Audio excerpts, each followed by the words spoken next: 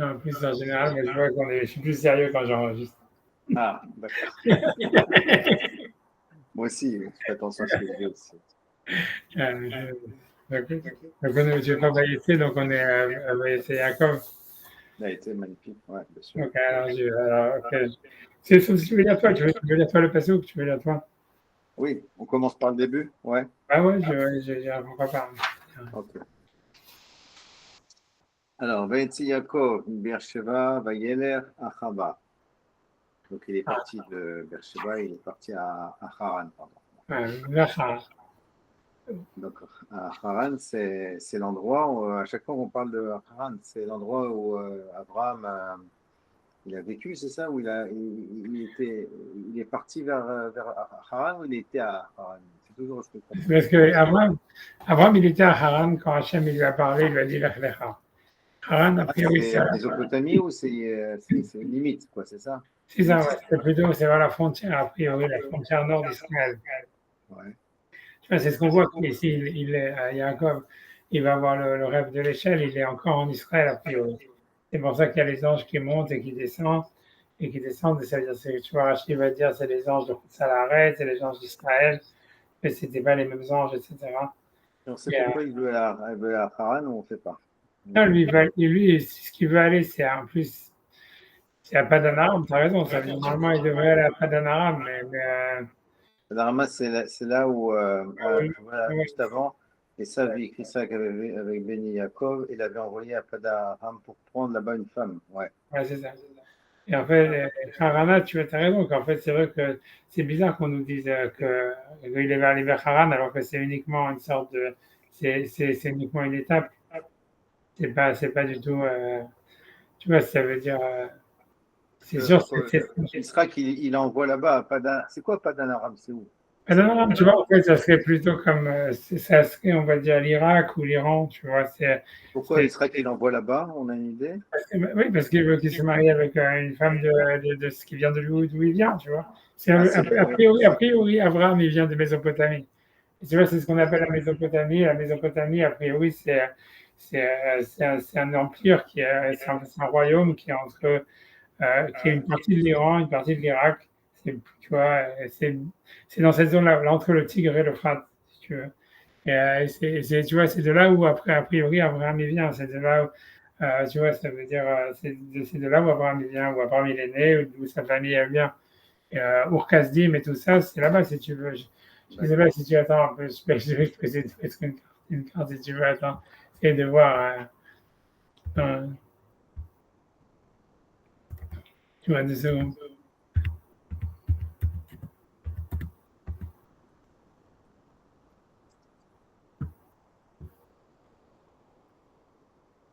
Alors, 2 secondes. Non, 2 secondes, je vais te faire, je vais chercher la suite, je vais voir si c'est ça.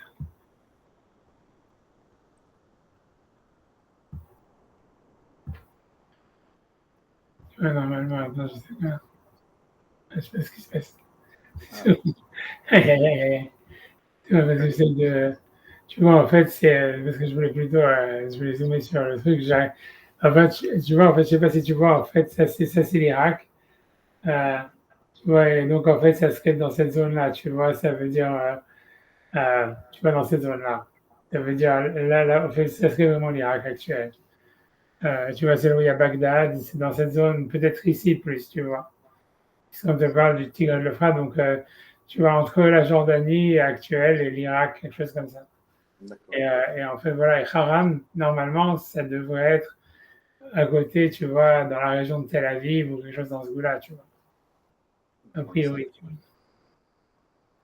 Je sais pas, je sais pas si je peux. Je sais pas, non, je sais pas ce que je veux With dire. Clover Health, your wellness is important. Pas comme That's c'est ça. Je sais pas si je voulais. Ouais, ouais, bref, c'est pas grave. Je voulais me faire plus grand, mais je sais pas faire plus grand. Ouais. Voilà, c'est ça, tu vois, grosso modo. Donc, en fait, c'est plutôt par là. C'est dans cette zone-là, tu vois, il y a le Tigre et l'Euphrate. C'est vers, tu vois, voilà, vers l'est de l'Irak. Ça, c'est Padanaram. C'est là où est-ce qu'il était Laban, c'est là où est-ce qu'ils étaient les Imaot, etc. C'est là où toute l'histoire de la paracha, elle se passe. Il y a la naissance des tribus, etc. Là où il est né Abraham, c'est là. C'est en Irak. C'est vers le sud de l'Irak, a priori. Tu vois, juste comme ça. Et voilà, lui, Haran, a priori, c'est en Israël, donc ça veut dire que sûrement c'est de l'autre côté c'est de ce côté du Jourdain, et c'est plutôt vers le nord, puisque c'est sur la frontière. C'est quand tu veux aller vers l'Irak, tu passes par là. Donc ça doit être quelque chose, tu vois, en face de Tel Aviv, vers le côté du Jourdain, en face de Tel Aviv, un truc comme ça. Donc Israël, il envoie Yaakov là-bas, retourner là-bas pour trouver la femme de sa famille, quoi. C'est ça. Ah, c'est ça. Tu vois, a priori, tu vois, je vais essayer de trucs, mais ça veut dire, je ne sais pas si ça te dit quelque chose, mais je suis un peu nul. Et voilà, quoi, grosso modo, tu vois, c'est par là, Haran, ça devrait être par là, dans cette zone-là. D'accord. Mais la question, c'est vrai que pourquoi, si c'est une étape, pourquoi est-ce qu'on nous mentionne qu'il est parti vers Haran, tu vois? Je veux dire, c'est sûr qu'on n'aurait qu'à nous dire simplement, il est parti à Padan Aram, et C'est pas après la première Haran. fois qu'on entend Haran. Qu'est-ce qu'il y avait une autre fois? Je me rappelle très bien qu'il y Oui, avait c'est quand Hachem, il parle à Abraham, Hachem, il parle à Abraham, c'est à Haran. C'est, attends, je vais enlever ça. Tu vois, c'est quand, par exemple, tu vois, quand tu vois regarde ici, ça veut dire, tu vois dans la fin de Parashat Noach, tu vois, si je prends je reviens à Parashat Noach, il y a marqué dans le passouk, de secondes, euh, tu vois, dans Bereshit Yud Aleph, dans le chapitre Yud Aleph, 11, tu vois dans le passouk Lamed Aleph. Dans Bereshit Yud Aleph, passouk Lamed Aleph, à la fin de Parashat Noach, il y a marqué, tu vois, donc, je sais pas si tu l'as.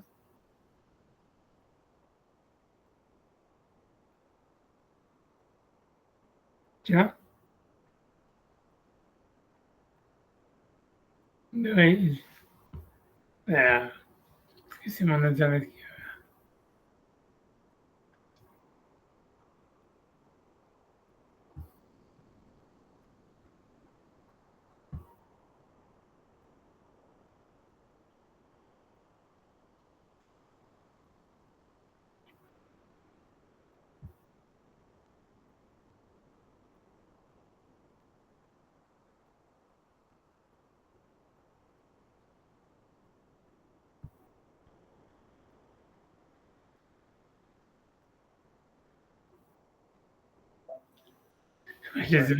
C'est possible, c'est moi qui a des problèmes parce que depuis le début de la journée, j'ai Internet qui saute, je ne sais pas pourquoi. Euh, Dans tous les cas, mais c'est possible. Mais en tous les cas, si tu veux, ici, donc dans le Passouk, dans le PAQ d'Aleph, Passouk Lamed Aleph, tu vois, il y a marqué Vaikar Terach et Abraham, Beno, Lot Ben Beno, Ben Aran, Ben Beno, Sarah Kalato, et Chet Abraham Beno. Donc ça veut dire il a pris toute sa famille, quoi. Le père d'Abraham, il a pris ses deux enfants, ça veut dire son fils qui lui restait et l'autre qui est le mari en fait d'une des filles de son frère, du frère qui était mort, quoi, grosso modo. Bon, bref, il a pris sa famille. Itam et Kasdim, donc il est parti avec eux de Kasdim. Alechet Arsa Kenaan pour aller vers la terre de Kenaan. Vayavo Haran. Et ils sont arrivés à Haran. Et là-bas, si tu veux, c'est là où Terach il va mourir. Tu vas Vayesh Sham. On te dit le passage d'après, Vayu Yemet Terach Chamesh Shanim ou Mataim Shana. Vayamot Terach Becharan. Et Terach, il est mort à Haran. Donc, tu vois, en fait, Haran, c'est une ville qui est sur la frontière d'Israël.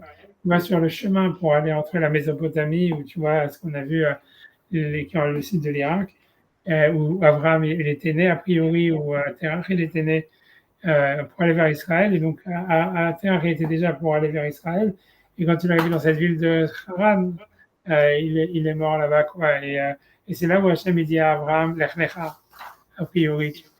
Tu vois, c'est juste Moi, ce après. que je comprends, c'est que le père d'Abraham, il avait l'intention d'aller à Canaan, donc en Ouais, Israël, ouais. et que sur le chemin, malheureusement, il n'a pas pu y arriver. Il est mort à mi-chemin, hein, c'est Voilà. ça? Il est mort à Haran. Donc son fils Abraham, il était à Haran. Et Hachem, il lui dit, Lech Lecha, va à Canaan. Mais c'était le projet du père. Ça, c'est une question. C'est ça, c'est la question. On avait parlé de ça la dernière fois quand on avait étudié la paracha. Et c'était une question. Ça veut dire que voilà, il était déjà en chemin. Tu vois, c'est très bizarre qu'Hachem lui dit Lech Lecha alors qu'il était déjà en chemin. Et voilà quoi. Donc c'est ça. On a parlé de cette question. Je sais pas. C'est sûr que tu en as vu Nachmanide que lui il dit des choses. Tu vois, il dit que. Et à mon avis, le Ezra, que le Ezra disait qu'en fait, que Abraham, il était retourné en Mésopotamie après, que Hachem, il a dit non, on repart en Israël.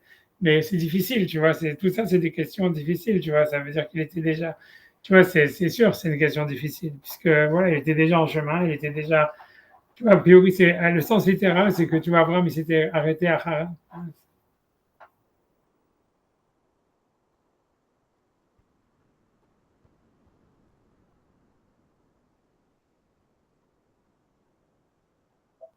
Je sais pas si c'est moi, ça m'étonne que ce soit moi quand même, mais Tu crois sinon que je peux non? changer, j'ai des autres connexions. Moi, je suis connecté là. J'ai Donc, j'essaie de regarder. C'est bizarre. Enfin, si ça arrive encore, je change de connexion. D'accord, d'accord. J'espère que ça arrivera pas. Gérard, c'était son projet d'aller à Canaan. C'est, Et ouais, Hachem, il vient, il dit, Lecha, on dirait que c'est un chidouche, mais ils étaient en train d'y aller, hein. ouais, j'étais déjà en train de dire, ouais, je suis d'accord, c'est une question. On a parlé de cette question la dernière fois quand on avait fait la paracha, et je t'ai dit, il n'y avait pas de réponse très, ouais, comment dire, très Ouais, claire. on Tu en vois. avait parlé déjà. On en avait déjà Ouais, c'est parlé. ça, tu vois. Mais là, Mais tu vois, je vois que ça saute aux yeux. Terah, il voulait à Canaan. ouais, Je ne savais pas qu'il voulait aller à Canaan, Terah. ouais, c'est ça. Toute la famille, quoi. C'est pour ça que c'est difficile. Tu vois, dans tous les cas, donc, mais si tu veux, c'est une étape, tu vois. Et c'est-à-dire que c'est clair que dans le Passouk, chez nous, dans notre paracha à nous, dans Vayetse, c'est sûr que c'est bizarre qu'on nous dit que Yaakov, il est parti pour aller vers Haran, parce que, moi, je vois, c'est Haran, lui, il va aller, comment dire, à Padan Aram. Donc, Haran, c'est qu'une étape, tu vois, Alors, c'est quoi la distance entre Haran et Padam Aram? Tu sais, a priori, c'est pas mal, quel rapport? parce que tu vois, parce que si Haran, c'est en Israël, tu vois, si tu veux, Ah ouais, Haran, c'est ouais, c'est encore d'accord. en Israël, et Padan Aram, c'est entre le Tigre et le Ouais, Frat, c'est en Mésopotamie, d'accord. en Donc, Haran, Mésopotamie. c'est à Canaan, Haran. Ouais, On est ouais, d'accord. Haran, c'est déjà sur la frontière. A priori, tu vois bien que la Torah, elle considère ça comme étant sur le chemin, la frontière. On voit, puisque tu vois, c'est là où Jacob, il va voir le rêve avec les anges, tu vois, d'Israël et les anges de l'extérieur d'Israël. Donc, ça veut dire, en fait, c'est vraiment la frontière. Maintenant, où c'est exactement, j'en sais rien. Moi, j'ai l'impression que dans la Torah, on considère que la frontière, c'est le Jourdain. Donc, à mon avis, tu vois, c'est d'un côté du Jourdain. C'est vers le nord d'Israël, mais du côté du Jourdain, quoi. Du côté ouest du Jourdain, du côté qui est, voilà. Et Et on donc, dirait il y va pour se marier, quoi, pour trouver une femme. ah, c'est ça, exactement, ouais, c'est ça. C'est ça, parce que Israël qui lui dit, voilà, Israël vit qu'Israël avait béni Jacob, il avait envoyé à Padaram pour prendre là-bas une épouse. Voilà. Donc il est en direction de là-bas pour trouver une épouse, pour se trouver une épouse, Jacob. C'est ça, ouais. Ouais. Et à la fin, il va en trouver quatre. Quoi? Et à la fin, il va en trouver quatre. Tu Ah, vois? il a fait le déplacement, hein. Alors, je continue. Ouais, on continue. Mais tu vois, pour moi, ce que je veux dire, ce qu'il faut remarquer dans le passé, ce qui est difficile, ce qui est sûr que c'est une question, c'est si Haran, en fait, c'est qu'une étape, tu comprends? Donc, c'est bizarre qu'on nous dise, bah, ici, Yaakov, Beersheba, Vayelech Harana. Ah oui, oui. Il est parti vers Haran. Donc, on dit, Vayelech Padan Aram. Tu vois, il est parti vers Padan Aram. Je pense même, tu vois, que si jamais tu regardes, par exemple, dans la paracha de Chai Sarah, quand Eliezer, il fait le même chemin, tu vois, là-bas, il y a marqué, je pense qu'il y a marqué Vayelech Padan Aram. Une seconde, j'essaie de retrouver. Une seconde. Voilà, tu vois, par exemple, prends le Passouk, si tu veux, Perek Avdalet, Passouk Yud, où on nous parle, tu vois, de Eliezer, qui fait le même chemin pour aller, la même raison, tu vois, pour aller chercher une femme pour Israël. Tu vois, on nous dit là-bas, tu vois, c'est dans Chai Sarah, c'est Perek Avdalet, le chapitre 24 dans le Passouk 10. Tu vois, on nous dit, Vayikach ha'eved asar gemalim migemale Adonav, et l'esclave, il a pris 10 chameaux, les chameaux de son maître. Vayelech vechol tuv Adonav beyado, il est allé en prenant les meilleures des choses de son maître dans sa main. Vayakom Vayelech, et il s'est levé, il est allé. El Aram Naraim, tu vois, donc Aram Naraim, c'est pas d'un Aram, tu vois, c'est Aram, c'est, je sais pas comment, tu vois, c'est Arami, tu vois, c'est, je sais pas comment dire, c'est l'araméen, c'est, tu vois, c'est la Mésopotamie. Naharaim, c'est sûrement entre les deux fleuves. Tu vois, comme je dis, c'est les deux fleuves, c'est le Tigre et l'Euphrate. Donc, il est parti à Aram, dans Naharaim, entre les deux fleuves. Elle est en Nahor, vers la ville de Nahor. Et donc, il n'est pas d'Anaram, tu vois. Mais ça veut dire, on ne nous parle pas qu'il ait fait un arrêt à Haran ou des choses comme ça. Ouais, Tu vois. C'est ce que je veux dire. Et normalement, c'est ce qu'on aurait dû nous dire ici, la même chose. On aurait dû nous dire que Yaakov, il est parti, Vayelech, El Aram Naraim, El Nahor. on n'aurait pas dû nous dire il est parti vers Haran. C'est comme, tu vois, c'est comme, je sais pas comment expliquer, tu vois, c'est comme si tu dis, je me rappelle plus c'est quoi les arrêts qu'il y a dans le train quand tu vas au Rassis, mais je sais pas, imagine, je sais pas ce qu'il y a avant le Rassis, je sais pas, c'est Bondy si c'est avant ou après, je me rappelle plus. Si c'est, voilà, mais ça veut dire, tu vois, Bondy, allez, on va dire Bondy, ouais. moi, tu vois, sur tu dis pas, il est parti vers Bondy, tu dis, ouais, il est parti à Rassis, si tu vas au Rassis, tu vois ce que je veux dire. C'est ça le truc, tu vois, Bon, c'est une question. c'est évident, tu vois, c'est ça. Ok. Mais voilà. ויגיע במקום וילן שם כי השמש ויקח מאבני המקום וישם מרעשתיו וישכב במקום ההוא. Voilà. Donc, וגם במקום, il arrive à un endroit, c'est ça? Ouais, c'est ça. Vaïfgab Bamakom, l'expression est très très difficile. Tu vois, elle est très, tu vois, c'est parce que Vaïfgab Bamakom, ça veut dire il a été frappé, ou il a frappé l'endroit. Tu vois, parce qu'une Bgia, tu vois, normalement, c'est, tu vois, je sais pas, une Bgia, c'est vraiment, tu vois, c'est frappé, tu vois, comme aujourd'hui, quand quelqu'un me dit ou paga, dit en hébreu moderne, ça veut dire il m'a vexé, tu vois, tu vois, ça veut dire, tu vois, l'ifgo, hein, c'est toucher, atteindre, tu vois, ça peut se traduire atteindre. Mais c'est très étrange comme terminologie sur un endroit. Tu vois, c'est comme si on aurait dit, c'est comme s'il a été touché, il a été frappé par l'endroit. Ça serait ça la traduction, tu vois. Et donc c'est pour ça que Rachid va dire oui, en fait, il y a eu Kvitsat Aderer, que le chemin il est venu tu vois, ça veut dire il a eu le chemin, il s'est comment dire, il a sauté, le chemin il a sauté pour qu'il arrive plus rapidement, ou quelque chose comme ça, quoi. Non, mais il faut savoir que le Vaïga Bamakom, il est vraiment, il est pas clair. Tu vois, il y en a qui vont expliquer Vaïga Bamakom, c'est-à-dire qu'il a fait la tfila dans l'endroit, etc. Mais, regarde, attendez ça.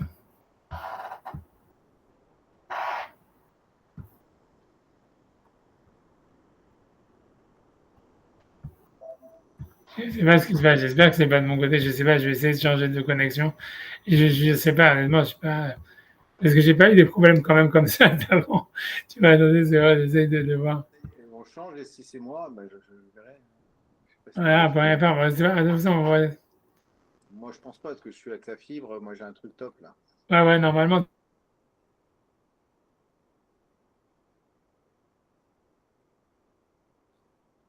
j'avais déjà eu des histoires. J'essaye, après, j'ai encore, je peux, sinon après, je peux prendre, mais même le téléphone, même par le téléphone, mais ça marche, j'arriverai mieux. Mais on va voir, si jamais ça fait encore, je prends le téléphone et j'analyse.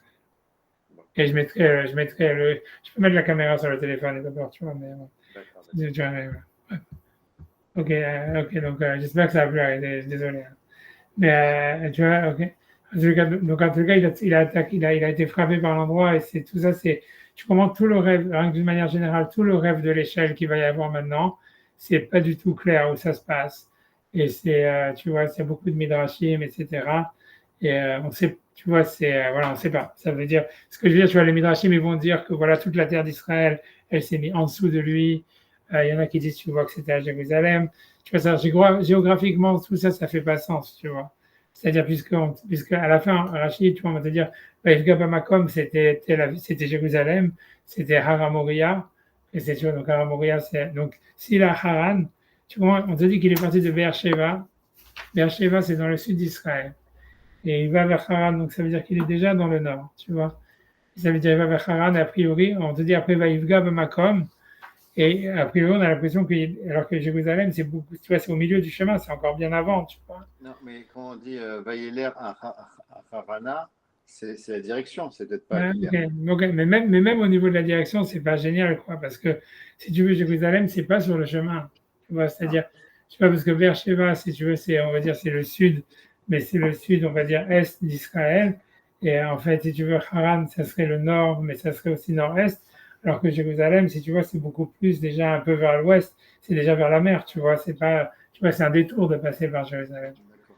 Et tu vois, et c'est pour ça que tu vois qu'il y a beaucoup de midrashim.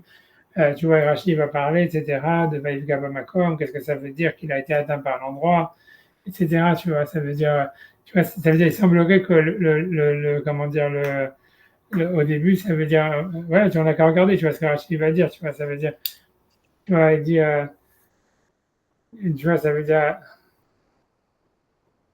quand on fait les Rachid, je peux lire moi les Rachid à partir du passage qu'il est à l'Aleph, tu vois. Donc il dit, Vaïvga bamakom, donc il a été frappé l'endroit, il a frappé l'endroit. Donc Rachid d'abord, il dit, Lo hiskia katouf beze makom.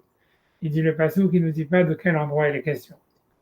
Et là, donc, puisqu'on dit, il a trouvé l'endroit, comme si on sait l'endroit, comme si c'est évident.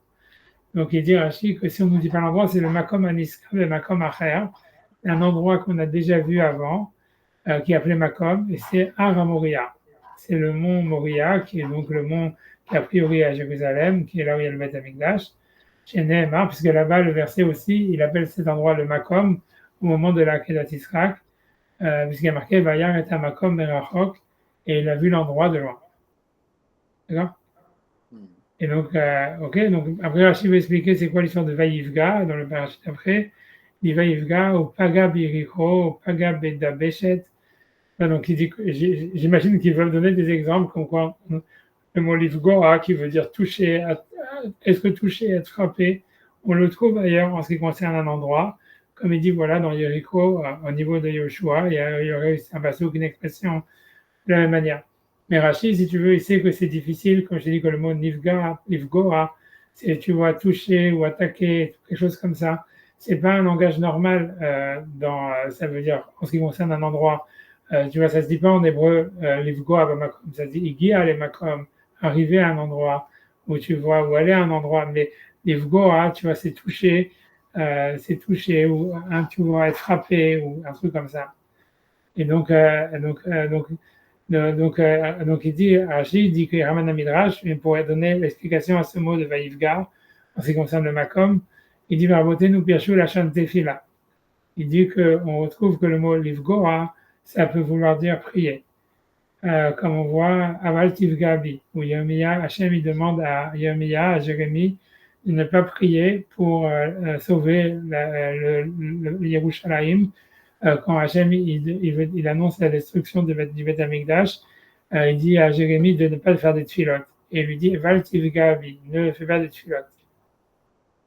Et donc on voit que donc Vaïvga Bamakom, il veut dire le premier sens que Rachid veut dire, d'après le Midrash, ça veut dire que Yaakov il a fait la tfila là-bas. Il est arrivé dans le Har Moria et il a fait une tfila. Ça serait ça Vaïvga, ça veut dire il a touché, il a atteint Hachem, ça veut dire il a voulu chercher Hachem. Donc il a fait une tfila là-bas. Et dit de là, on apprendrait que Yaakov, il a inventé la prière de Harvit, puisque, comme il est marqué qu'il bat Shemesh, parce que le soleil, il se couchait, et après il va dormir, donc on voit que c'est la nuit, et donc ça voudrait dire que Yaakov, quand il va Yivga, Bamakom, avec Bayalen Sham qui bat Shemesh, il va Yivga, Bamakom, il a fait une fila dans cet endroit, on nous dit après il a dormi, donc on parle de Harvit, puisqu'il est marqué Bayalen Sham qui va Shemesh, parce que le soleil s'était couché, donc on verrait ici que Yaakov, il a instauré la prière de Harvit. D'accord? Et ok, maintenant la question est de dire si c'est ça le sens, alors pourquoi on nous dit il a touché, il a atteint, pourquoi on ne nous dit pas il a prié, Veitpalel? Alors il dit Veshina Katu Velokata Veitpalel. Et la raison pour laquelle donc on a pris le passou qui nous dit en disant il a touché, il a atteint, plutôt que de dire il a prié, et la mettra chez Kafsalo Aderer. Arrête. Ça veut dire que ça vient d'apprendre que Vaïvga, donc ça va être frappé par, mais ça veut dire que la terre, elle a sauté. Kafsa, likfot, ça veut dire sauter. Ça veut dire que tu vois que la terre, en fait, le chemin, il s'est rétréci et donc il est arrivé d'une manière soudaine à l'endroit où est-ce qu'il allait. C'est-à-dire, voilà, donc c'était pas prévu, quoi. Ça veut dire, il est arrivé en avance, quoi, si tu veux. Il est arrivé, voilà, la terre, si tu veux, le chemin, il s'est rapetissé devant ses pieds, quoi, dans ses pieds.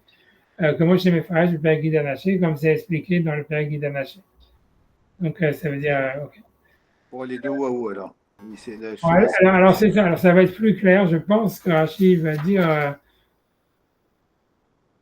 Je ne sais pas si Rachid va ramener ses midrash. Tu as raison, c'est une bonne question. 2 secondes.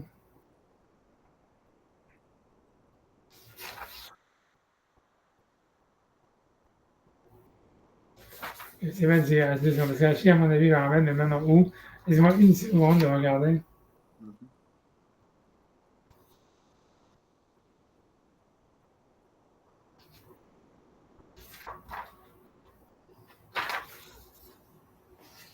C'est ça, c'est bon.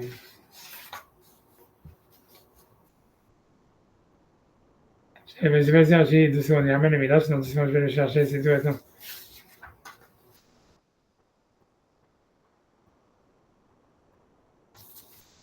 Oui, 2 secondes, donc, a priori, je le vois, 2 secondes.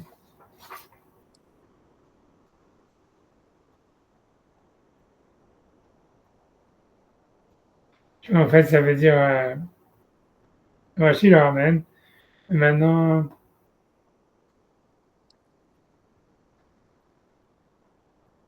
tu vois, donc si tu veux, si tu veux vraiment donc, comprendre, si tu veux voir qu'est-ce qui se passe exactement géographiquement, on peut sauter dans le Rashi, dans le pasuk 17, Yud Zayin. Donc, puisque, en fait, là-bas, ce qui se passe, donc, tu vois, Rashi dit, OK, le Makom, il y a une cuisse à derrière, etc. Et tu vois, et donc, à la fin du rêve qu'il va avoir là-bas, quand il se réveille, donc, il dit, donc, Yaakov, il dit, Vayira, il a eu peur, Vayomar, et il a dit, Manora Makomazé, comment est-ce qu'il est redoutable cet endroit? Enzekim Bet Elohim, c'est la maison de Elohim, Veleshar Shamaim, et c'est la porte du ciel. D'accord? Maintenant, et ensuite, on te dit, si tu veux vraiment, il y a marqué, OK, voilà, et après ça, on dit que le nom de la ville, c'était Luz, etc. Donc, on va voir Rashi, il va dire quelque chose. Donc, si on fait, tu vois, il y a un très grand Rashi qui va essayer d'expliquer justement géographiquement où c'est cet endroit, qu'est-ce qui s'est passé, où c'est par rapport à Haran et à Beersheba, etc. Donc, tu vois, donc Rashi, donc je prends le Rashi depuis le début, donc, il dit Kimbet Elohim, parce que c'est la maison de Hachem, d'Elohim. Donc, il dit Amar Rabbi Elazar, Beshem Rabbi Yossi Ben Zimra. Parce que la question, donc Rabbi Elazar Beshem Rabbi Yossi Ben Zimra, il dit donc qu'est-ce que c'était, où ça s'est passé exactement, ce rêve, qu'est-ce que c'était. Donc, il va dire que dans le rêve de l'échelle, Yaakov, il a vu, donc il dit Asulam Azé, ça veut dire l'échelle que Yaakov, il a vu dans le rêve, Omed de Beersheba. Ça veut dire les pieds de l'échelle, ils étaient dans le rêve, a priori, dans la ville de Beersheba, là où est-ce que Yitzhak il habitait, a priori, ou là où il habitait lui-même, qui est dans le sud d'Israël. Le Emsa Shipuro, et ça veut dire le milieu de l'échelle, Magia Keneged Bet Amikdash, c'est arrivé à l'endroit où il y a le Bet Amikdash. Chez Beersheba, Omed Bedaroma chez Yehuda, puisque Beersheba c'est dans le sud de Judée, de la tribu de Juda, quoi, ça veut dire de la partie d'Israël qui était attribuée à Juda. Mais Yerushalayim Bitzfona, et Jérusalem c'est au nord de Beersheba, c'est au nord de la partie de Juda. Yerushalayim Bitzfona, Bigvul chez Ben Yehuda ou Benjamin, ça veut dire Jérusalem c'est situé entre le partage des tribus, entre la tribu de Juda et de Benjamin. Donc maintenant, donc tout ça, donc ça c'était donc le bas de l'échelle, il était à Beersheba, le milieu de l'échelle, il était à Jérusalem, on va dire. Maintenant, parce qu'on nous dit après ça qu'il appelait cet endroit Bethel, et on voit qu'il était à Haran. Donc lui il dit ou Bethel, ça veut dire ce qu'il appelle Bethel, Aya Betsafon Shel Nahalat Binyamin. Ça veut dire, par contre, là, puisque c'est l'endroit qui dit ça, on a appelé cet endroit Bethel, c'est un endroit qui est au nord de Jérusalem et qui est plus au nord d'Israël, donc il est vers le nord d'Israël, au nord de la tribu, de la partie qui était à Benjamin, Bigvul chez Ben Binyamin ou Ben Yosef, et donc dans la frontière qui est entre la tribu de Benjamin et Yosef, ça veut dire vers le nord d'Israël, et ça serait en fait proche de Haran, en fait, cette troisième location qui est là, en fait, où il y avait le nord de l'échelle.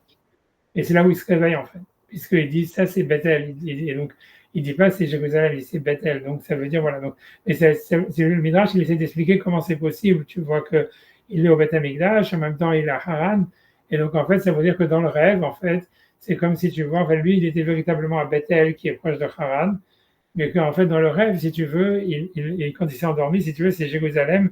Ça veut dire quand Vaïlga Bamakom, qu'il a fait la prière dans l'endroit, un peu, tu vois, ça serait dans le rêve en fait. Ça veut dire en fait, lui, peut-être qu'il a fait la tuile à Haran, mais en tous les cas, si tu veux, dans le rêve, après ça, on lui a montré que cet endroit, c'était le Hara Moria et Jérusalem, alors que techniquement, il n'y était pas. Mais dans le rêve, c'est ça ce qu'il a vu, quoi. Tu vois, un truc comme ça. On va voir, tu vois, Rachid va continuer à expliquer ce qu'il veut dire par là. Tu vois, en tous les cas, c'est ce qui sort du Midrash selon cet avis-là, en tous les cas. Tu vois, donc, ok.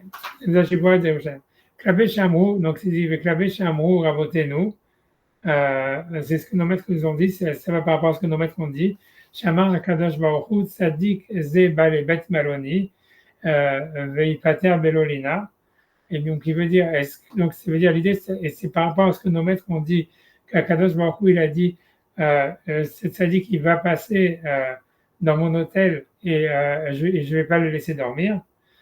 Alors, donc, maintenant, je pense que la Rashi veut, tu vois, Rashi, a priori, veut essayer d'expliquer plutôt une deuxième version, comme quoi vraiment, Yaakov, il était vraiment à Jérusalem quand il a dormi, pas à Bethel, pas vers le nord. Mais donc, il va expliquer. Tu vois, pour l'instant, il dit voilà, ici, dans le Midrash, il dit que dans le Midrash, il y a marqué que Hachem, quand il est passé par Jérusalem, il voulait que que Yaakov, il dorme là-bas, en disant, quand Hachem, Yaakov, il va passer dans mon hôtel, il va pas dormir.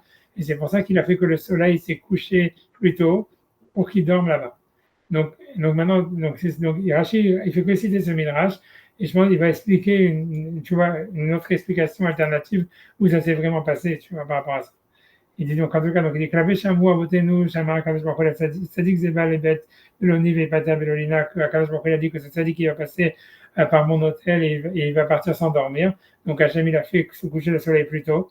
Il y a un autre Midrash qui dit, Yaakov Kerao, le Yerushalayim, Bethel.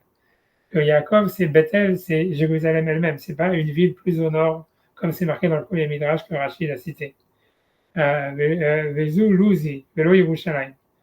Et donc, et pourtant, le passouk chez nous, il nous dit que le nom de la ville, c'était Luz, et pas Yerushalayim. Okay, donc maintenant, il veut dire, alors, Umechan Lamdul Omarken. Donc, il demande, mais qu'est-ce que c'est? Donc, qu'est-ce que nos maîtres ont voulu dire?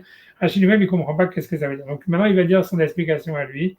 Et voilà, donc, il veut dire comme ça. Il dit, Omer Ani, donc je veux dire, chez Nekar Moria, qu'en fait, la montagne de Moria, elle s'est déracinée, où va les Cannes. Et elle est venue à Bethel, ça veut dire vers le nord d'Israël. Mais et c'est ça, quand on a dit qu'il a touché l'endroit, que la terre, elle a sauté. Ça veut dire, en fait, c'est le mont Moria qui a sauté, qui s'est déraciné et qui est venu vers Haran, dans cette ville du nord qui s'appelle Luz et qui est après ensuite appelée Bethel.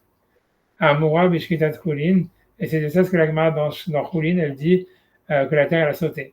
Sheba Bet Hamikdash, que c'est le Bet Hamikdash, Sheba Likrato, il est venu à sa rencontre, Ad Bethel, jusqu'à Bethel, Vezé Vaivga Bamakom, et c'est pour ça qu'on nous dit qu'il a été atteint par l'endroit, ou que l'endroit il a touché, parce qu'en fait, si tu veux, l'endroit, il a sauté. Jérusalem, c'est comme si le mont Moria, il s'est déplacé, et il est arrivé à Bethel, là où, en fait, qui est vers le nord d'Israël, là où, en fait, Yaakov, il était, parce qu'il allait vers Haran.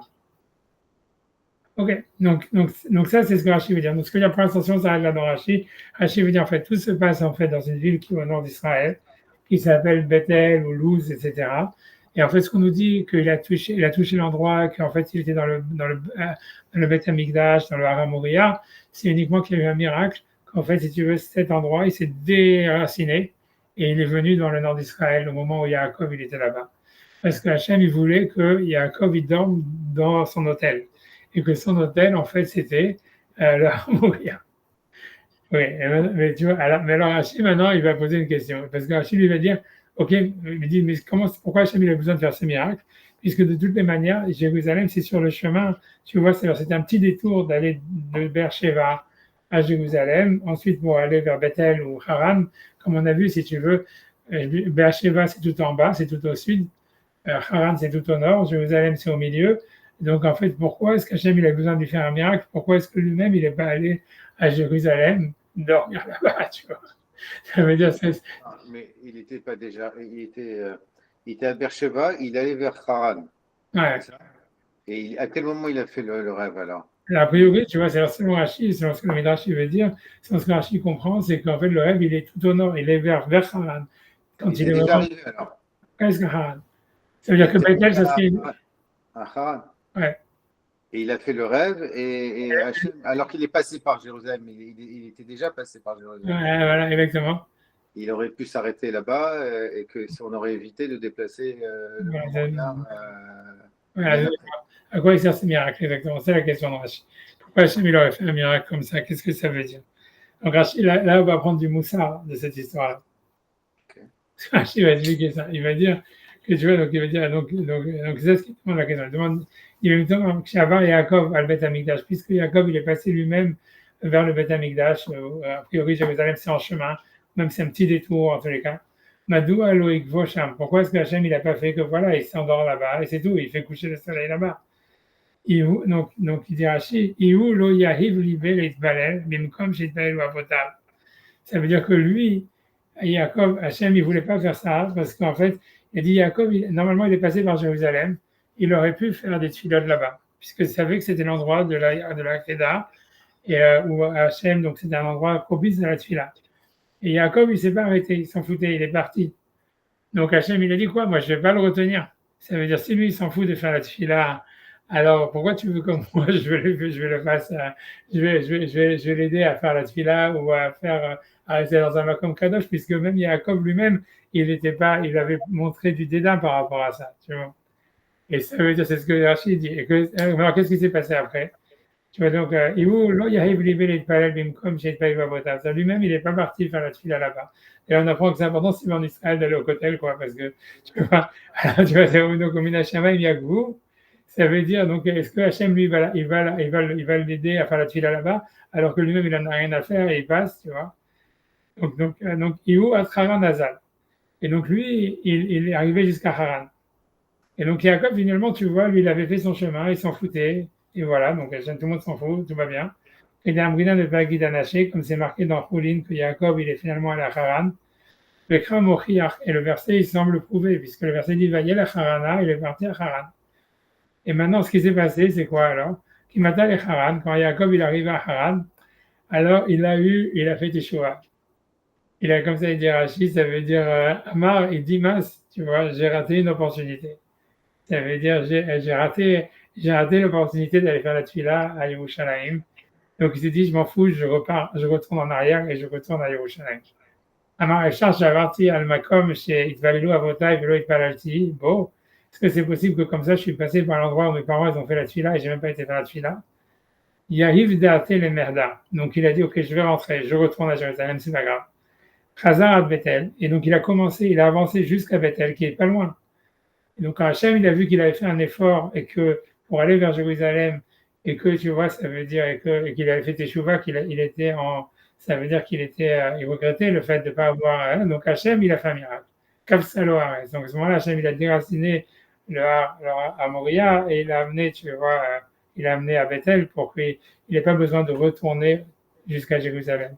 Mais qu'il a juste retourné un tout petit peu vers Bethel, qui est à la frontière de Haran. Mais il fallait montrer qu'il voulait faire un effort pour ça. C'est à quel moment que le chemin a été raccourci alors? Non, en fait, le chemin il a été raccourci que, ça veut dire en fait, c'est lui, il est arrivé jusqu'à Haran, il n'y avait aucun miracle. Et là, ensuite, tu vois, il a dit, mince, je vais sortir d'Israël, j'ai pas été faire la tfila au côté. Et donc, il a dit, il a dit, ok, il a commencé, il a dit, c'est pas grave si jamais je dois retourner, j'ai fait une erreur, il a commencé à retourner en arrière. C'est là où Hachem, il a fait coucher le soleil pour pas qu'il ait à retourner tellement. Et que tu vois dès qu'il a montré qu'il voulait faire un effort, donc si tu veux, Hachem, il a tout de suite fait coucher le soleil, il a fait un miracle de faire venir le mont Moria là où il était. Comme ça, il n'avait pas eu besoin de retourner en arrière. Mais le miracle, c'est qu'il n'a pas eu besoin de retourner en arrière. Hachem, il a déraciné la montagne quand il a vu que Yaakov, il était prêt à faire marche arrière. Le chemin raccourci, il n'y a pas eu alors? Il n'y a pas eu, en fait, c'est ça, selon Rachid, il n'y a pas eu de chemin raccourci. En fait, ce qu'il y a eu simplement, c'est que quand lui, il a fait marche arrière parce qu'il se regrettait du fait qu'il n'a pas fait la tfila à Jérusalem, Hachem, il a fait un miracle que Jérusalem s'est venu là où est-ce qu'il était. Et que c'est ça qui fait ta démarche, tu vois. Mais donc de là, on apprend, tu vois, c'est du moussard, tu vois, parce que ça veut dire, voilà, que Hachem, tu vois, ça veut dire, il veut que tu fasses un effort. Hachem, il va t'aider, mais même si tu as plein de miracles, et tu vois qu'Hachem, il va lui faire un super grand miracle, il va amener le Har Moria jusqu'à Bethel et tout ça, mais au moins, tu vois, il faut quand même que tu montres que tu veux faire quelque chose, quoi. Comme Jacob, tu vois, si jamais, en fait, il avait été passé à Jérusalem, il n'y aurait pas eu de miracle, il n'y a pas eu besoin de miracle, rien du tout. Hachem, il aurait fait le coucher, le soleil là-bas, il aurait dormi là-bas, et c'est tout. Et après, il aurait continué, mais comme lui, il n'en avait rien à faire, Hachem, il a fait aucun miracle, il dit, ok, il ne veut pas y aller, qu'il n'aille pas. Il faut faire un doute. Ouais, voilà, c'est ça, tu vois. Et aussi, voilà, c'est ça. Mais c'est sûr que c'est un moussard, tu vois, de dire, voilà, ça veut dire, tu vois, voilà, en tout cas, c'est comme ça que tu vois, ça vaut pas Ishadlout, ça montre aussi, tu vois, l'importance de, tu vois, d'aller faire la tfila dans un makom kadosh, tu vois, et ça veut dire, tu vois, ça veut dire, tu vois, c'est comme on dit, tu vois, si tu veux, dans la tfila, on dit que, tu vois, dans la Gemara, on dit que le skraf siot, c'est ramené dans le Shulchan Aruch. C'est dans le Shulchan Aruch, il y a marqué que si jamais quelqu'un, tu vois, il va à la choule, si quelqu'un il a une voiture, par exemple, il doit essayer ça veut dire de garer la voiture le plus loin possible de la choule pour marcher le plus possible. Comme ça, il est marqué dans le Shulchan Aruch, à l'époque, ils avaient des chevaux, dans le Magen Avraham, c'est ramené. Et si quelqu'un a un cheval, il doit, parce qu'il y a le Skar Psiot, ça veut dire c'est le chemin, le Skar des pas. Et même, tu vois, ça veut dire, il y en a qui pensent que, tu vois, ça veut dire si jamais quelqu'un il a une choule qui est proche et une choule qui est loin, il doit aller dans la choule qui est loin pour avoir plus de Skar de marcher. Mais l'idée de tout ça, c'est quoi? Parce que tu vois, ça veut dire, c'est quoi le sens de tout ça? C'est qu'en fait, si tu veux, Akadosh Baruch Hu, et c'est ça ce que ce Midrash t'apprend aussi. Tu vois, Akadosh Baruch Hu, il est partout. Tu vois, donc ça veut dire, s'il veut, il peut faire que Jérusalem, le Kotel, c'est là où tu es, tu vois. Mais donc, qu'est-ce qui te rapproche d'Hachem, puisqu'Hachem, il est partout? C'est les efforts que tu fais pour te rapprocher de lui. Tu vois, c'est l'effort que tu fais pour te rapprocher de lui qui fait que l'endroit où tu es, il est Kadosh. Tu vois, comme si tu vas à Jérusalem juste comme ça, ok, j'ai un mariage et tout ça, et tout ça, je dis, ah ouais, et je vais aussi passer là-bas, de toutes les façons, ça va comme tu es là, je vais aller dire, ah, c'est mieux que rien, mais ça veut dire, tu vois, ça veut dire, ok, tu vas profiter du côté un petit peu, tu vois. Mais si tu dis non, j'ai aucune raison d'aller à Yerushalayim, ni rien du tout, je vais aller rien que pour aller au côté, là, tu vois, ça veut dire, c'est là où ça devient Kadosh, tu comprends? Parce que tu vois, tu vois, c'est la même chose avec n'importe quoi. Ça veut dire, c'est la même chose. Tu vas dans la choule. Si tu vas, ouais, je suis là, donc je vais faire mincha, c'est mieux de dire, ok, je suis là, je vais faire mincha que de ne pas faire mincha. Mais tu vois, mais le truc, c'est que là où ça prend l'importance, que ça devient un cadeau, c'est l'effort que tu fais pour y aller qui te rapproche d'Hachem. C'est pour ça, il y en a qui, tu vois, qu'on explique, c'est même ça l'histoire des trois pas qu'on fait en avant, trois pas qu'on fait en arrière, ça veut dire avant l'Amida. C'est parce qu'Hachem, il est partout, mais l'idée, c'est que c'est les pas qu'on fait, on montre qu'on veut se rapprocher d'Hachem. Et parce qu'on montre qu'on veut se rapprocher d'Hachem, alors Hachem se rapproche de nous et il va nous donner cette Adishmaya, il va écouter notre fila, etc.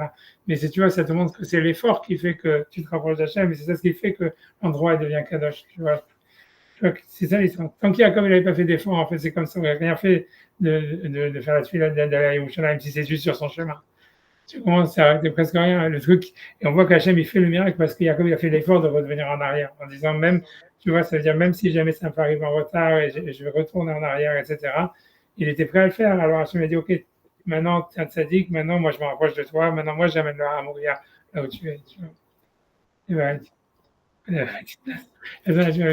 tu vois, mais en tous les cas, ce qui est sûr, tu vois, c'est même après sur Rashi, tu vois, si tu veux, il y a le Ramban, il a une autre explication d'où ça s'est passé, le rêve de l'échelle. Si tu veux, ça veut dire, c'est pas clair. Ce que je veux dire, ce que tu vois du psukim, c'est que c'est pas clair du tout géographiquement où ça s'est passé, tu vois. Et tu vois, c'est pour ça Peu que, importe, en fait, on a compris parce que ça n'a pas d'intérêt de savoir. ouais, Parce ouais, que non, c'est Hachem, comme tu as dit, il est partout, donc il y a l'endroit géographique qui n'importe peu. C'est pour ça qu'il y a un flou artistique. On a l'impression que l'endroit est important, mais ce n'est pas l'endroit qui compte. ouais. On parle beaucoup d'endroits, de villes, de trucs, le Macom, il a rencontré le Macom, on a l'impression que c'est du physique, mais en fait, c'est pas du tout. En fait, le message, il n'est pas là. Hein. Ouais, ouais, non, si tu veux, mais ouais, il y a plein de choses à dire encore sur ça. Par exemple, tu vois, il y a une marque très étonnante, je sais pas si je vais la retrouver, on essaie de voir si je la retrouve. Sans regarder si je la retrouve. Tu vois, c'est, Fermez la porte, commence pas.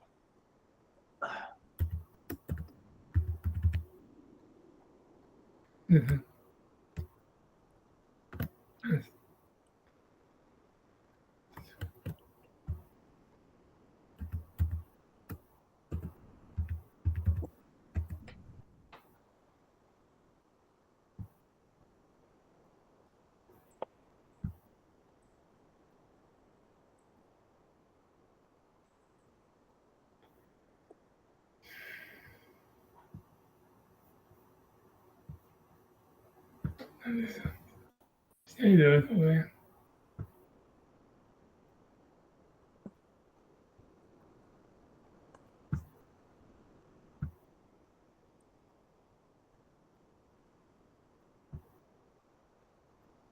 Je viens de dire, je vais mettre, disons.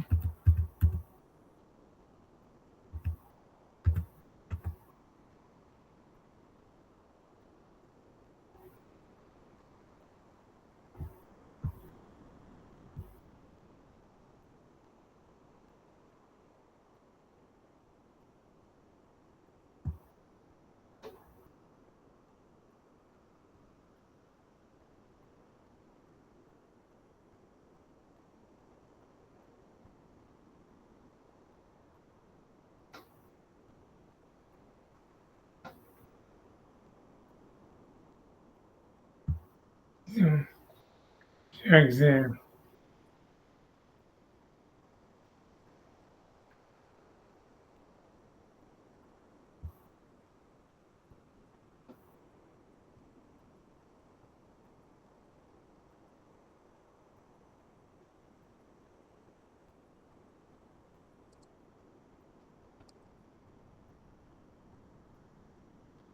Et tu vois, j'essaie de voir si Ah ouais.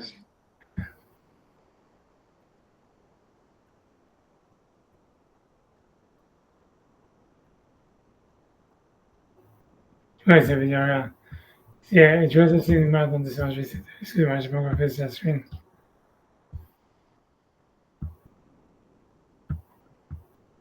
Tu vois, tu vois, donc ça c'est une marque dans Ta'anit. Donc quand la Gemara elle demande, tu vois, c'est quoi Maï Har Amoria? C'est quoi le Har Amoria? C'est quoi, pourquoi est-ce qu'il est appelé Har Amoria? Et la Gemara ramène deux avis, elle dit, Pligiba Rabbi Levi Bachama Rabbi Hanina. Donc il y a une discussion entre Rabbi Levi Bachama et Rabbi Hanina. Adama Arshi Yatsa Mimenu Ora à Israël, la montagne d'où est venu l'enseignement d'Israël, enseignement à Israël. Et donc après je vais expliquer, tu vois, avec Adama, et un autre il a dit Arshi Yatsa Mimenu Mora le Umata Olam, c'est la montagne d'où est sortie la crainte pour les nations du peuple, du monde, tu vois. Et donc, a priori, Aramoria, c'est le mont où, en fait, il y a eu la Kedat Yitzhak, et le mont où il y a le Beth Amikdash, tu vois. Mais en fait, tu vois, je veux dire, regarde, le sens littéral de la Gemara, c'est qu'on a l'impression qu'elle pense que le Aramoria, c'était le Har Sinaï, puisque où c'était le moment, l'endroit, tu vois, où, comment dire, où il y a eu l'enseignement qui est sorti à Israël, c'est quoi le montagne où il y a eu la crainte qui est sortie sur les Goïms, c'est quand les Bnei Israël ont reçu la Torah, a priori. Et tu vois, quand Rachid, tu vois, Rachid ramène cette explication, tu vois, au début, tu vois, Torah à Israël, qui mitzion c'était Torah, Yom Mishpatecha à Yaakov. Donc, lui dit non, on peut expliquer le Aramoria, c'est vraiment la montagne de l'enseignement à Israël. C'est pas le Har Sinaï, c'est le mont à Jérusalem, là où il y avait le temple. Puisqu'à côté du temple, il y avait le l'Ishkat Agazit, il y avait l'assemblée du Sanhedrin, Sheba Amdou Nevi'im, Amochachim et Israël. C'était là où les prophètes, ils donnaient des Torahot à Israël, etc. Donc, ça veut dire, tu vois, ça veut dire, le Rashi veut dire dans la première explication, ok, on peut expliquer que Aramoria, c'est Oraha, c'est pas le Har Sinaï, mais c'est Jérusalem, et ça fait sens, tu vois. Et après, il dit dans la deuxième explication que la Gemara donne moral of the Kochavim, chez Shamim, Zulat Israël, à Virushalayim, parce qu'ils voient la grandeur d'Israël à Jérusalem, Mitpachadim Alehem, et donc ils ont peur de ça. Et maintenant, Rachid lui-même ici d'une autre explication, il dit Shamat Ilishna Harena, Aramoria, Har Sinaï. Le Har Amoria, c'est le Har Sinaï. Moral of the Kohavim, où il y a eu la crainte pour les Goïms, dit-il Eretz Yarea Veshakata, parce qu'il y a marqué que quand Hachem il a donné la Torah, la terre elle a tremblé pour savoir si les Juifs allaient accepter la Torah, et ensuite elle s'est calmée. Et ce que je veux dire, tu vois, si tu veux, il y a une Gemara clairement dans Ta'anit, donc ça c'est une Gemara dans Ta'anit, quand tu regardes une explication dans Rashi qui dit que la Haramoria, c'est le Har Sinaï. Alors c'est impossible, tu vois. Ça veut dire, on sait que la Haramoria, c'est là où Moshe, où il y a eu la Kedat Yitzhak, où Hachem, il a dit, tu vois, l'Achecha, elle reste à Moria, Balou Shem Leola, et ça, c'était pas dans le désert du Sinaï. Mais tu vois, on voit que, comme tu dis, tu vois, c'est que c'est pas clair, tu vois, ça veut dire que Hachem, il peut faire que, la Gemara te dit ici que le Har Sinaï, le Har Moria, il s'est déplacé au Har Sinaï quand il y a eu le don de la Torah. Et ça, comme tu as dit, tu vois, ça veut dire que les endroits, ils sont peut-être pas aussi géographiques que ça. Tu vois, c'est possible, tu vois, qu'il y a Kedusha de ça, etc. Tu vois, c'est possible que c'est ça le chat, tu vois, aussi quand ils ont fait, voilà, comme tu vois, quand tu es tunisien, tu vois, qu'ils ont fait la griba et tout ça. Ça veut dire, tu vois, c'est la même chose, tu vois, ils ont pris les pierres et tout ça, ils ont vu qu'il y avait une Kedusha, on pouvait amener la Kedusha, tu vois, du Beth Amikdash, on pouvait l'amener ailleurs, quelque part, tu vois, à Mérin, tu vois. Mais c'est voilà, rien pour te dire cette histoire-là. Ici, tu vois, l'Agma, elle dit clairement encore à Moria, selon un avis, c'est le Har Sinaï, ce qui est impossible géographiquement. Tu vois. Et, Le Har Sinaï, c'est pas un endroit, en fait, on sait où il est pourtant, le Har Sinaï. Ouais, Et pourtant, tu vois bien que tout le monde s'en fiche. Il n'y a pas de. Bon, tu vois, et ouais, contrairement au Mont Moria, par contre, là, où il y a le Beth Amikdash, il y a le côté, là, c'est un endroit très important, c'est l'endroit le plus important.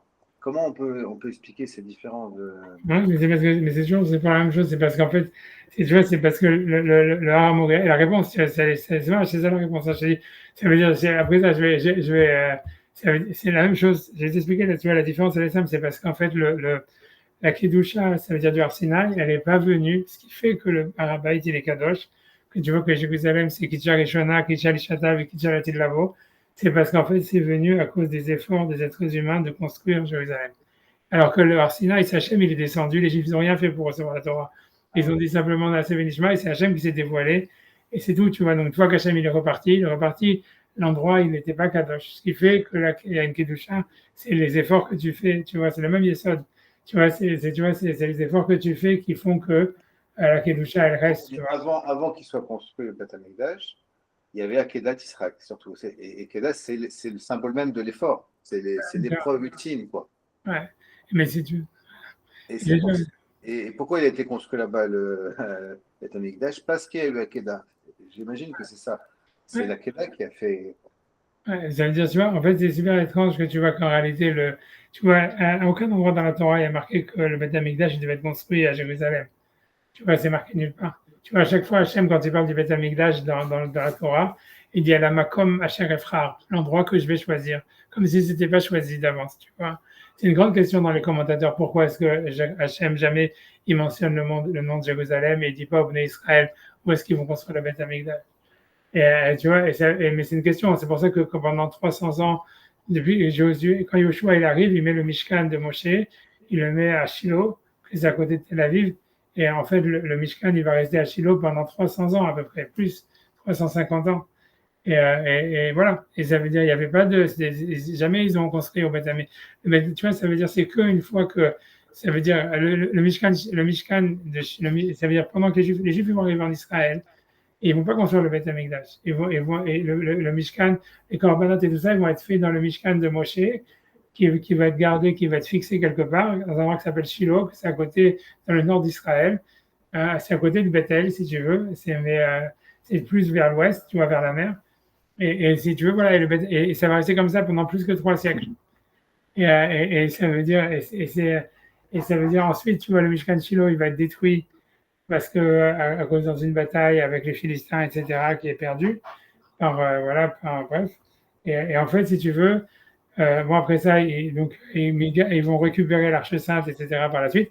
Mais c'est David en réalité qui dit il faut construire le Beth Amikdash. David, tu vois, il est à peu près 4 siècles après Yoshua. Il y a toute la période des juges qui est entre les deux. Shimshon, tout ce que tu veux, Shmuel, tout cela. En fait, tu vois, ça veut dire ils étaient, tu vois, cette période des juges, elle a duré à peu près 300 ou 400 ans. Et ils n'ont pas construit le Beth Amikdash. Et bon, c'est une grande question pourquoi, quoi. C'est une super grande question. Et c'est surtout que tu vois, Hachem, quand tu vois David, quand il dit je veux construire le Beth Amikdash, et que Hachem, il lui dit ok, c'est une très bonne idée, etc., il lui dit pas où. Et tu vois, et en fait, si tu veux, tu vois que David, en fait, il sait pas où construire le Beth Amikdash. Tu vois, ça veut dire, il rassemble tous les ustensiles, tous les machins, etc., etc. Et en fait, si tu veux, il découvre, c'est à la fin du règne de David, il découvre l'endroit où ils doivent construire le Beth Amikdash d'une manière très étrange. Tu vois, je sais pas si tu sais l'histoire. Tu vois, ça veut dire, c'est qu'en fait, donc parce que à la fin de son règne, David, il va faire une erreur. Tu vois, que ça veut dire que le passage qui dit que c'est le Satan qui l'a fait faire cette erreur, etc. C'est qu'il va compter les Juifs. Il va compter les Juifs. Et ça va amener, bien que tous les généraux l'ont dit, mais c'est absurde de compter les Juifs, etc. Si jamais on ne le fait pas pour une raison, ou si on n'utilise pas des pièces ou des choses comme ça, si on peut regarder dans le Tanakh. Et tu vois, et en fait, comme il va compter les Juifs, donc ça va amener le Haïnara, et donc il y a une épidémie qui va décimer, tu vois, le peuple d'Israël. Et donc, Hachem, Moshe, David, il ne sait pas quoi faire, il fait des korbanot, des tfilotes, etc. Mais l'épidémie. Une pause, parce que là. Ouais.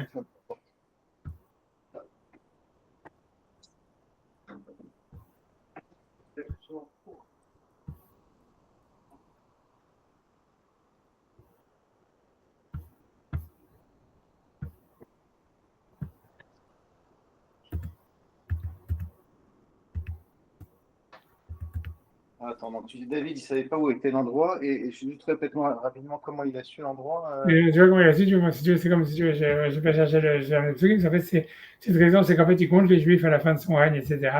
Et finalement, tu vois, il y a une épidémie, ils n'arrivent pas, tu vois, ça veut dire, donc l'épidémie, elle ne s'arrête pas, etc.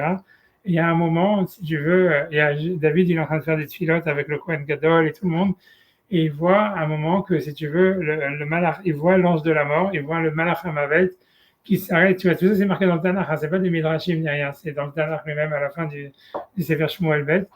Et il voit l'ange de la mort qui a son épée étendue sur Jérusalem. C'est le passage qu'on cite d'ailleurs dans la Gadat Pessah. Tu vois, quand on dit Zoar Herev, et on dit un passage, tu vois, Harbosh Ilufa Yerushalayim. Son glaive était étendu sur Jérusalem. C'est le glaive de l'ange de la mort. Et en fait, il voit que si tu veux, l'ange de la mort, il est bloqué, il n'arrive pas à marcher, il n'arrive pas à passer. Et donc, tout de suite, David, il dit, ouais, il faut aller mettre, on va faire un corban là. Et en fait, c'est comme ça qu'ils disent que c'est sûr que c'est, et donc, ils font un corban à cet endroit-là, et l'épidémie, elle s'arrête. Et c'est comme ça qu'ils découvrent que c'est le Beth Amikdash. Bon, c'est comme ça que ça se passe. Maintenant, la question est de dire pourquoi est-ce que ça s'est passé comme ça. Ça veut dire, tu vois, c'est très étrange. Tu vois, alors sur ça, il y a un Ramban, si tu veux, je peux te montrer, tu vois, c'est un Ramban. Tu peux le faire dans les mots si tu veux, mais je peux te le dire oralement si tu veux, je peux te le dire oralement comme tu veux. Je te le dis oralement d'abord. Tu vois, le Ramban, il dit un truc très extraordinaire. Parce qu'il dit, en fait, parce que donc lui, il ramène tout ça, et il dit, mais comment ça se fait, tu vois, que Hachem, il a jamais dit au Bnei Israël de où construire le Beth Amikdash, pourquoi dans la Torah, à chaque fois, il est marqué, vous l'amènerez à l'endroit que j'aurais choisi, etc. Pourquoi tu vois ça veut dire, et pourquoi quand ils arrivent en Israël, pourquoi Hachem, quand ils arrivent en Israël, il ne demande pas à Yoshua de construire le Beth Amikdash? Et tu vois, et Moshe, donc il dit le Ramban, dit le Pshat, c'est comme ça, c'est qu'en fait, Hachem, il attendait que les Juifs, ils décident de construire le Beth Amikdash. Et c'était, tu vois, parce que tout le sens du Beth Amikdash, c'est que si tu le fais d'une manière volontaire, si jamais, parce que tu prouves l'amour que tu as pour Hachem, mais si jamais, en fait, on t'oblige, tu vois, ça faisait pas sens pour Hachem de dire, on va vous obliger à construire le Beth Amikdash. Et le truc, c'est que pendant 400 ans, les Juifs, ils n'ont jamais demandé de construire le Beth Amikdash. Et donc, après Hachem, donc, il a dit quand il y a eu David, si David, lui, c'est le premier qui a demandé, qui a dit à Hachem, ouais, c'est pas normal que moi j'ai un palais en pierre et tout ça, et que Hachem, il soit dans une tente. Donc Hachem, il lui a dit, ouais, c'est incroyable, c'est le premier qui a y pensé à ça, tu vois ce que je veux dire.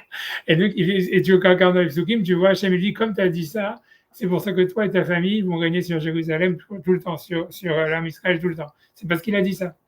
Mais alors la question, il dit, ok, alors pourquoi est-ce qu'il y avait une épidémie, etc., etc. Et donc il explique sur ça, le Ramban, Archidouche, c'est quelque chose d'extraordinaire. Il dit comme ça, il dit, c'est vrai qu'en fait c'est un grand scout pour David d'avoir dit ça, etc. Mais il dit, pourquoi est-ce que les autres qui étaient avant David, par exemple, Shmuel, il n'a pas dit la même chose. Il dit parce que le Pshat, c'était pour la même raison. Parce que pourquoi Hachem, il n'avait pas demandé de construire le Beth Amikdash? Parce qu'il voulait que les Bnei Israël, si tu veux, ils demandent de le faire d'eux-mêmes, tu vois.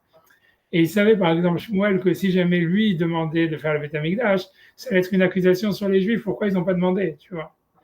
Et David, lui, quand il a demandé, en fait, à cause de lui, il a accusé les Juifs. Ça veut dire, voilà, moi j'ai pensé, et vous, tu vois, eux, ils n'ont rien fait pendant 400 ans, ils n'ont jamais voulu construire le Beth Amikdash.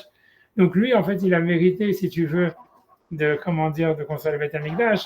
Mais c'est pour ça qu'Hachem lui a fait se tromper et que la punition, elle est venue sur les Juifs par l'épidémie à cause de lui. Parce que d'un côté, il avait, si tu veux, il était fautif du fait que, tu vois, il aurait dû essayer de parler aux Juifs, et plutôt que de demander à Hachem directement, il aurait dû demander aux Juifs, ouais, vous ne pensez pas que c'est une bonne idée de construire le Beth Amikdash, tu vois, de lancer l'idée que les Juifs, eux, ils demandent de le faire, tu vois, que ce ne soit pas lui qui demande. Et c'est pour ça qu'Hachem lui a fait faire cette erreur, et c'est pour ça que c'est venu de cette manière avec l'épidémie, etc. L'épidémie, elle était venue pour punir les Juifs du fait qu'ils n'avaient pas voulu construire le Beth Amikdash pendant 400 ans. Voilà, tu vois, ça, c'est le Ramban, tu vois, mais c'est manière, tu vas apprendre plein de choses de ça, tu vois, ça veut dire que, tu vois, voilà, ça veut dire, même si quelqu'un il a un grand niveau spirituel et comprend des choses, tu vois, il doit essayer, tu vois, plutôt que de le dire, tu vois, de faire style, tu vois, de donner des ordres, etc. Et il doit essayer de faire passer que les gens, ils le décident d'eux-mêmes, tu vois, pas que ça soit lui qui impose, tu vois, parce que c'était ça son erreur, si tu veux. Si moi, l'erreur de David, c'est qu'il a dit, ok, je vais demander à Gad, c'est le Navi, est-ce que c'est une bonne idée? Gad, il a demandé à Hachem, Hachem a dit oui, c'est une très bonne idée et tout ça, et tu vas gagner sur Israël. Mais alors qu'il aurait dû, en fait, plutôt, comme il aurait dû comprendre que si Hachem il n'avait pas demandé, c'est parce qu'il voulait que le clan d'Israël le fasse.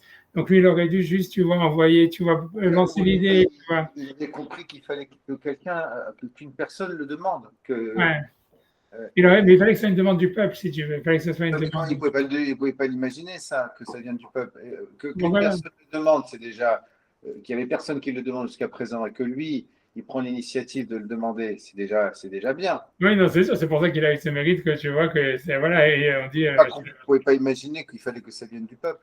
Ouais, pourquoi pas? Parce que pourquoi Hachem il n'a pas demandé jusqu'à maintenant? Si tu réfléchis, c'était évident que il attendait qu'une personne, qu'un juif, se réveillent et Mashiach, tu vois, ils se réveillent et ils disent ça y est, on va demander à Hachem je vais demander à Hachem si c'est le bon moment. Mais c'est possible aussi qu'une personne se réveille, pas tout le peuple.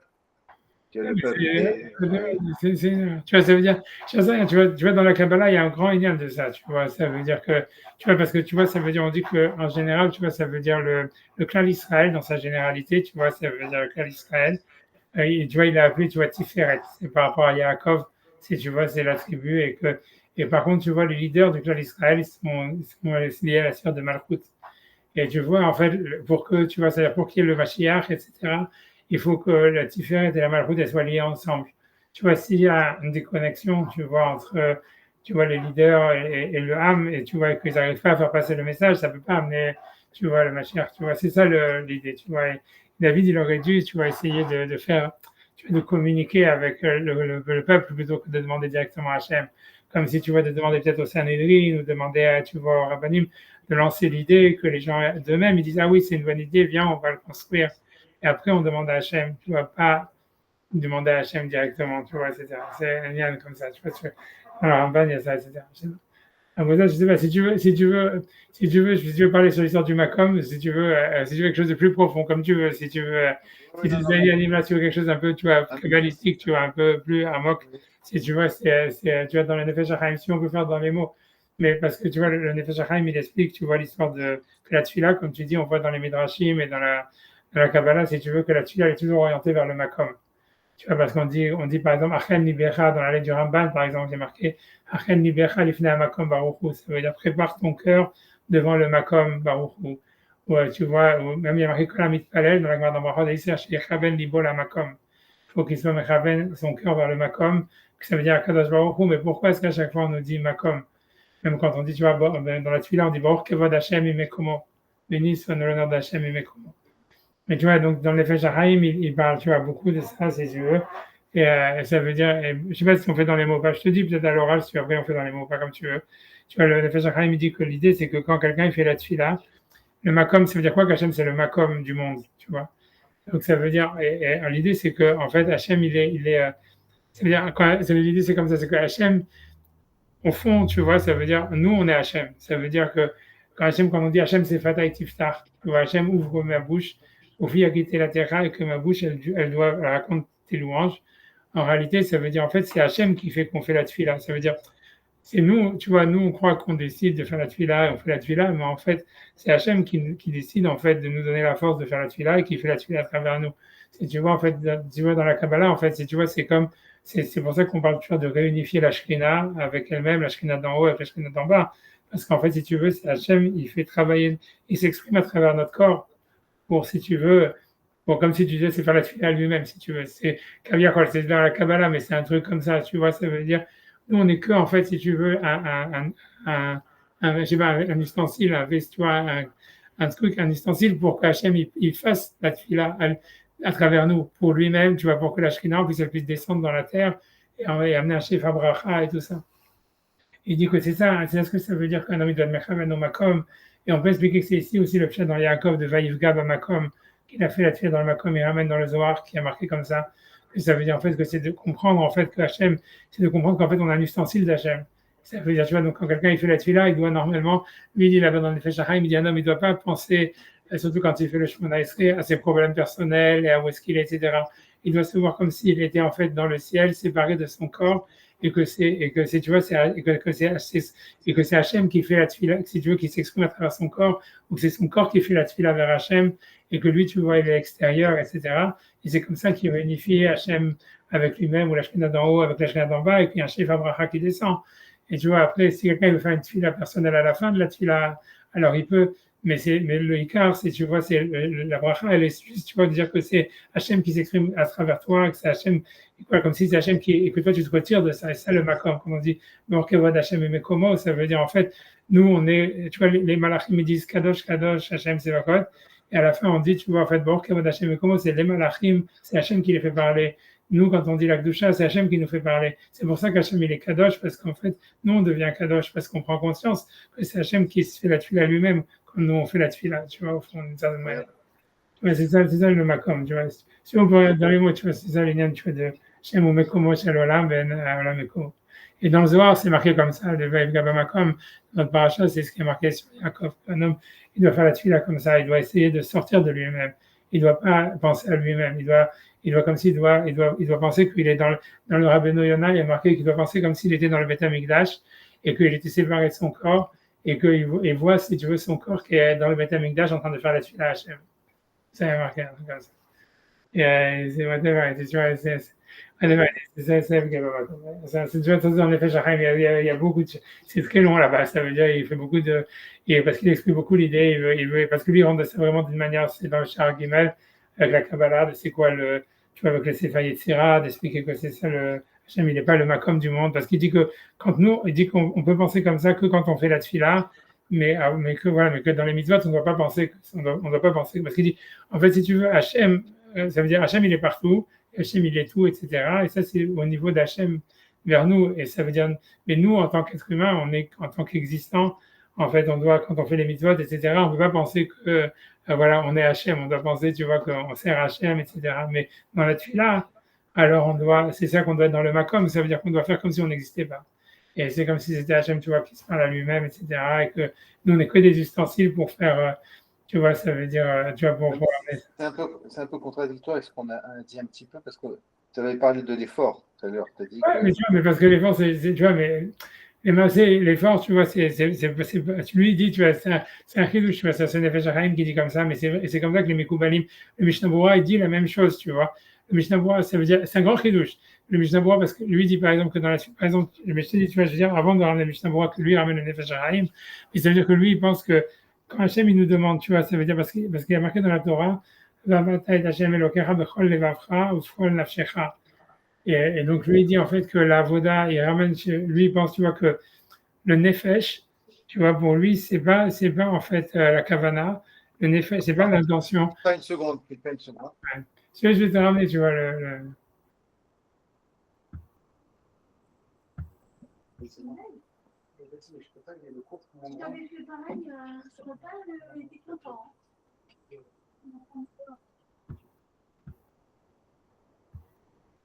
Excuse-moi. j'essaie de retrouver le Nefesh HaChaim, une seconde, j'ai envie de te montrer dans les mots, que tu vois, parce que c'est quand même des Kedushim, mais ouais.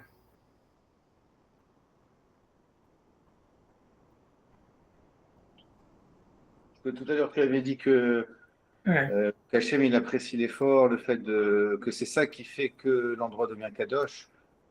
Et c'est ça qui rend kadosh, en fait, la chose. Ouais, et là, je voulais comprendre bien en quoi le fait un effort, pour moi, un effort, c'est une petite souffrance quelque part. Tu vois, c'est de renoncer à un confort pour sortir de ça et de faire quelque chose quelque part qu'on n'a pas envie de faire.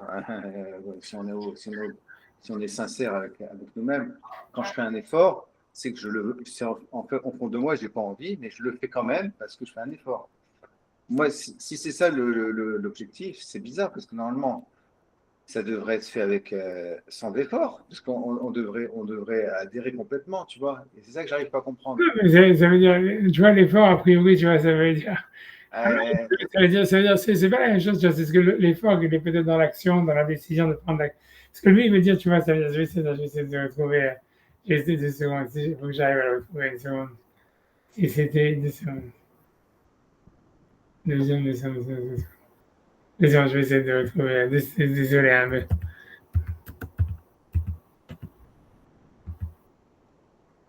Si je fais ça. C'est vrai.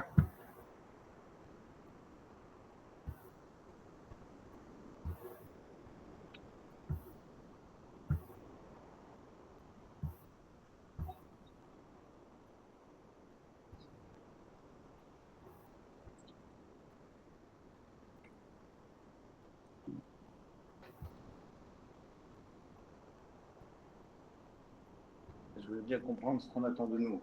Est-ce qu'on doit chaque fois c'est un monde où on doit à chaque fois renoncer à des choses Non, mais tu vois, c'est pas. Ah bah oui. Tu vois, je pense pas, tu vois, ça veut dire d'abord l'effort dont il est question ici, c'est pas un Ça veut dire c'est un effort, tu vois, c'est un effort qui est fait par l'action positive, tu vois. C'est par exemple, tu vois, c'est-à-dire tu vas à la choule, c'est un effort, tu vois. C'est pas une action négative de dire, tu vois, je veux dire, tu vois, c'est pas une action négative de dire je renonce à, tu vois. Ça veut dire, c'est déjà, tu vois, c'est une chose, mais euh, tu vois, même, tu vois, ce que ça veut dire, tu vois, ça veut dire, tu vois, voilà, j'ai rien d'autre à dire sur ça. C'est-à-dire que l'effort, c'est un effort positif. C'est pas une histoire de renoncement, etc. C'est une histoire de, tu vois, c'est tout, tu vois. Mais ici, quand tu vois, par exemple, dans la tefila, d'après le Nefesh HaChaim, l'effort qu'il faut faire, c'est de dire la tefila, c'est-à-dire dire les mots de la tefila. Et lui dit aussi un effort aussi, peut-être même de ne pas penser à autre chose. Mais voilà, mais pas plus que ça, tu vois. Il n'y a pas un effort, Bichal, selon lui, tu vois, tu vois, comment dire, d'avoir une intention très forte dans ce qu'on dit, etc. Pour lui, le principal, c'est rien que de dire le texte et de penser qu'on dit le texte et de penser à rien d'autre. Et tu vois, et qu'on le fait pour Hachem. Et tu vois, et ça, c'est l'effort, tu vois. Et ça, c'est Hachem, il t'amène la bracha, etc., etc. Mais tu vois, d'une manière, voilà, mais c'est un effort, tu vois. Je veux dire, c'est pas, tu vois, c'est ton action qui fait Faire ça. la chose, il faut faire la chose. Il faut faire Voilà, la chose. exactement, c'est ça, exactement, c'est tout, c'est ça, tu vois. Voilà, on est dans le massé, Ouais. dans le massé positif, avec évidemment l'envie de le faire et pas la contrainte. Ouais. Ah, c'est ça, tu vois, c'est ça l'idée, tu vois, c'est tout, c'est d'accord, tu vois, maintenant, d'accord.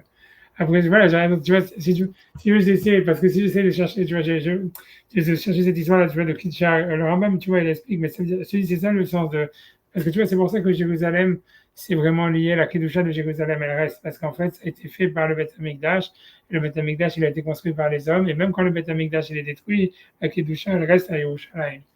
Tu vois, c'est pour ça que tu vois, on ne peut pas rentrer dans l'impureté, dans le Harabaï, dans le Hamoria, mais tout ça, c'est parce qu'en fait, c'est venu par l'action de l'homme.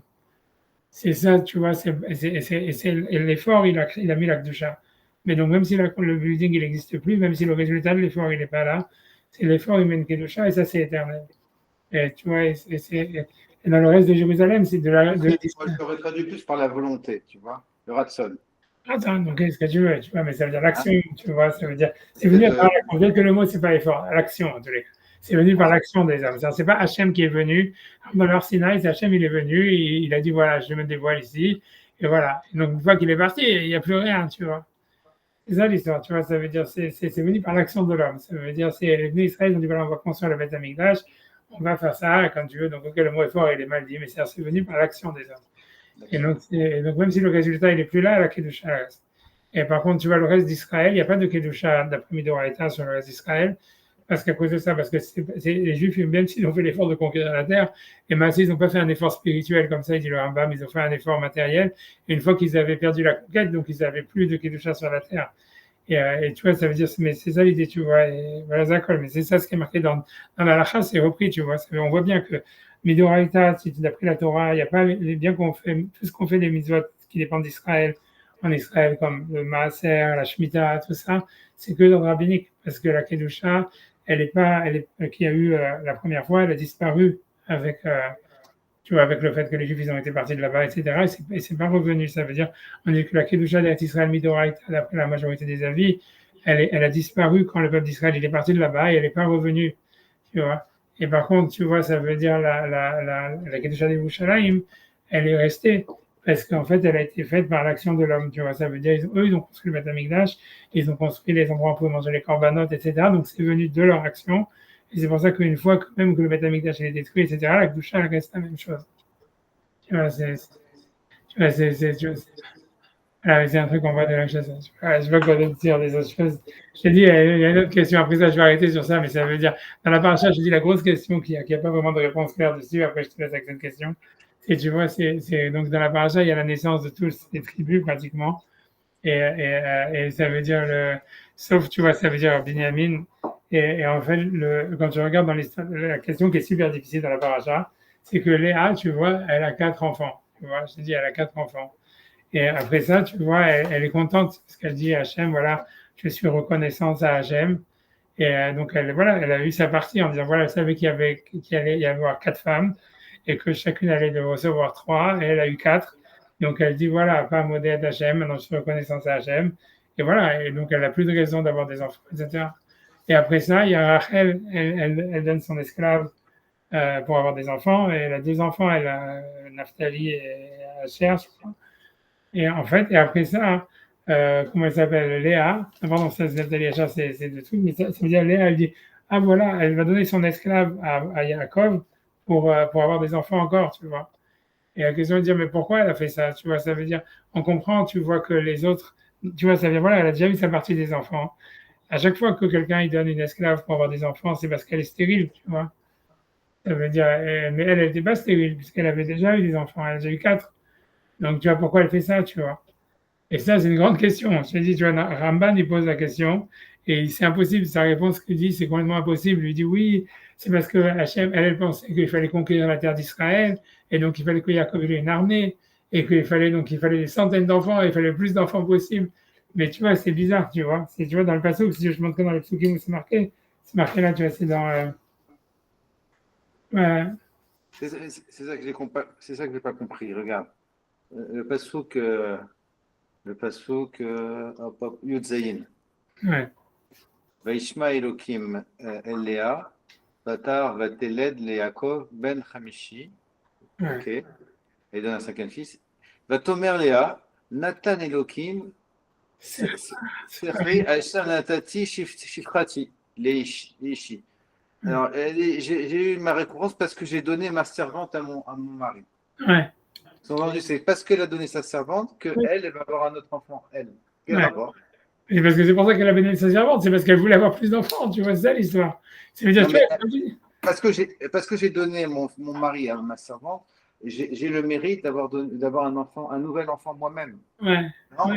ouais, c'est ça, ouais, exactement, c'est ça ce que ça veut dire. C'est Léa qui a accouché d'un Ouais, enfant. c'est là qu'elle dit ça, ouais, exactement, ouais.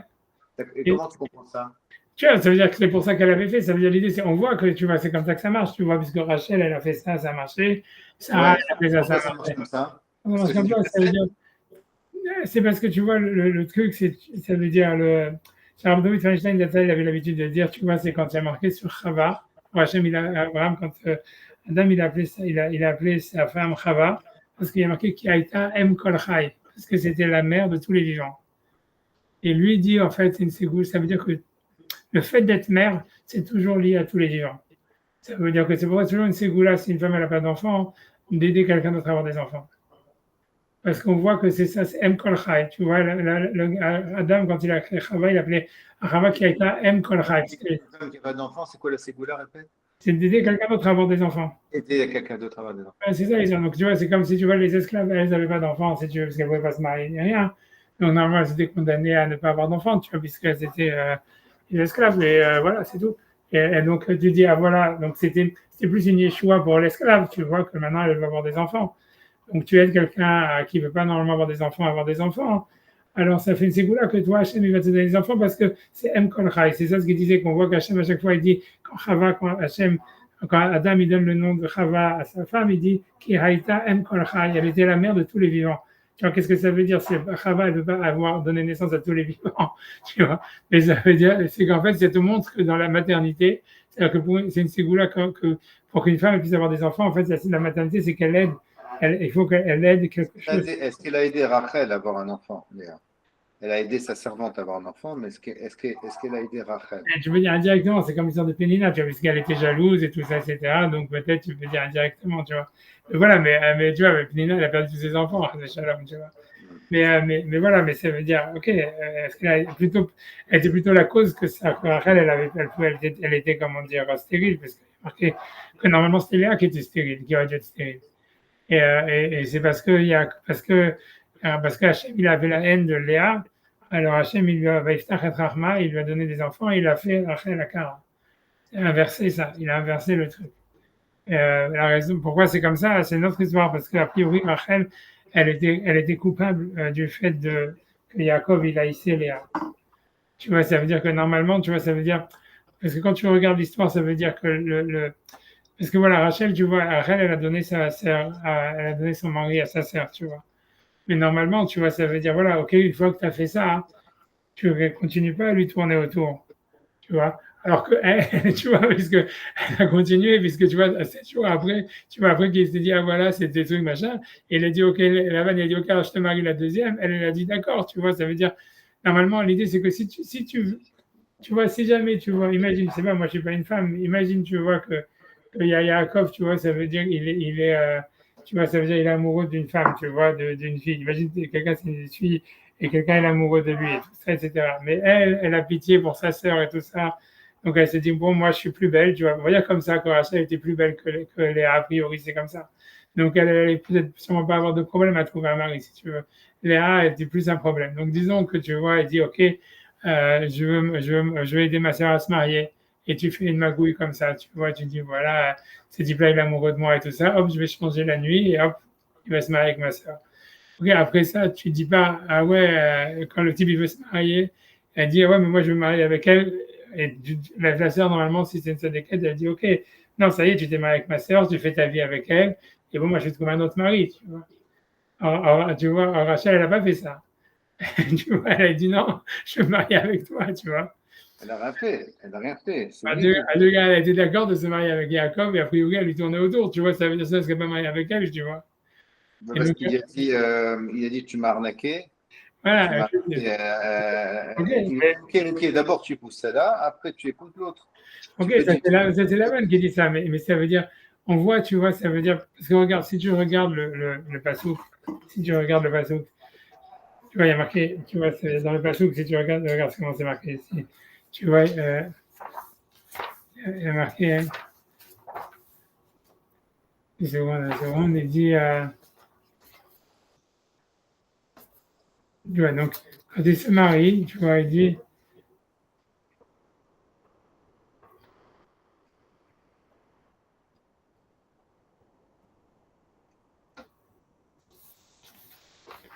donc, tu vois, dans le passouk, il y a marqué comme ça.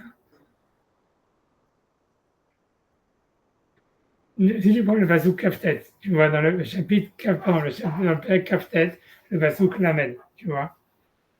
Donc, tu vois, on te dit, tu vois, dans le passouk Kaftet, il y a marqué, Vaïten Lavan le Rachel Bito, tu vois, donc Lavan, il a donné à Rachel sa fille, tu vois, Bila, son esclave, Shifra. On te dit dans le passouk Lamed, on dit Vayavo Gam el Rachel. Donc, Jacob, il a eu des relations aussi avec Rachel. Il y a marqué Vayehav Gam et Rachel. Il a aimé aussi Rachel. Et après, on te dit Miléa, plus que Léa après. Mais quand tu vois, quand on te dit même quand on va y Gam et Rachel, on a l'impression que Rachel, elle est secondaire. Après, quand on dit Vayehav Gam et Rachel Miléa, même si tu dis qu'en fait, ça veut dire, OK, il a aimé Rachel plus que Léa, mais en tous les cas, c'est sûr, en tous les cas, qu'il aimait Léa. Tu vois, il n'a pas dit qu'il avait la haine de Léa. Ouais. Ensuite, tu vois dans le passouk la Aleph, il y a marqué Vaya Hachem qui s'est noué à Léa. Et Hachem, il a vu que Léa, elle était haïe, tu vois. Et c'est pour ça qu'il a ouvert sa matrice. Donc de là, on apprend qu'elle était stérile à la base. Et Rachel Akara, et Rachel, elle est devenue stérile. C'est ça, je pense, ce qui est marqué dans les psouks. Mais la question est de dire comment ça se fait, tu vois, au début, on a l'impression que Jacob, il aime plus Léa que Rachel. C'est marqué, il va y avoir Gam et Rachel, même sur Rachel, comme si c'était secondaire.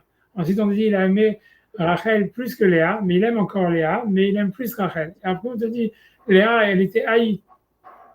Tu vois la dégradation? Tu vois, et en fait, tu vois, quand tu regardes les passos, tu vois, puisqu'on te dit que Rachel est un cas, qu'en fait, tout ça, c'est à cause de Rachel. Ça veut dire que tu vois que, en fait, Jacob, tu vois, en fait, au début, il était plus amoureux de Léa, etc. Elle aurait dû, tu vois, laisser comme ça et ne pas l'emmerder dans son couple et tout ça. Mais elle, tu vois, si tu veux, tu vois, on voit bien qu'elle est jalouse de Léa et tout ça. Et donc, ça veut dire qu'elle a voulu reconquérir, si tu veux, son mari et tout ça, etc. Et donc, à cause de ça, ça s'est trouvé que Léa, elle était haïe par son mari, tu vois.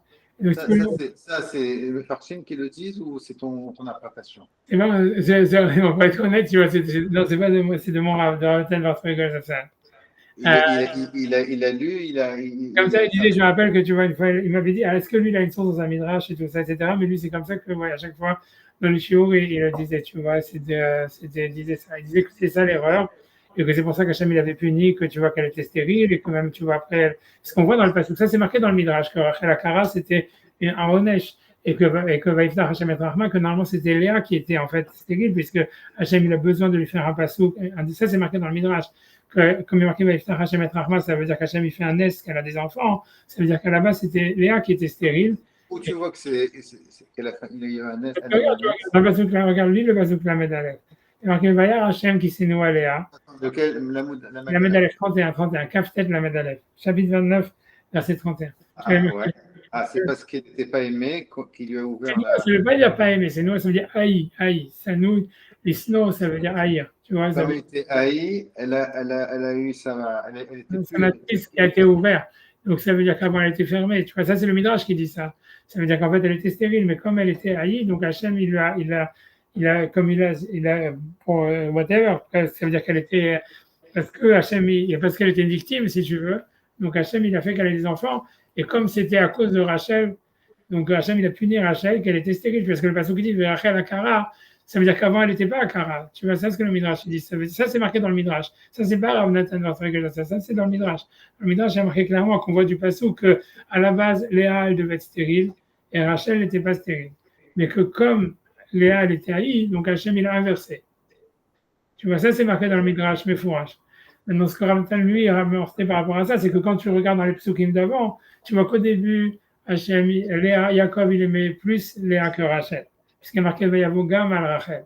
Après ça, il y a marqué Vayav Gam et Léa mais Rachel, ça veut dire il a aimé aussi Rachel plus que Léa, mais c'est-à-dire qu'il aimait Léa. Et après ça, tu vois. Que Léa était préférée à Rachel au début, c'est pas évident. Ça. Parce que, ouais, mais c'est la page toute comme ça, puisque Dieu Vayavu Gam al Rachel. Quand on découvre que c'est Léa, il réagit mal, il dit mais qu'est-ce que ça veut dire? Ok, mais c'est parce que.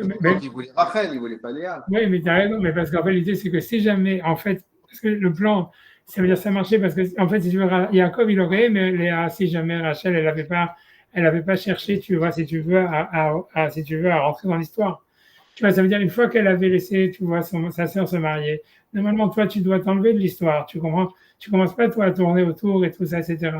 Mais comme elle a continué à lui tourner autour, donc c'est pour ça que Jacob, il pouvait pas aimer. Au début, il s'est dit, OK, c'est ma femme.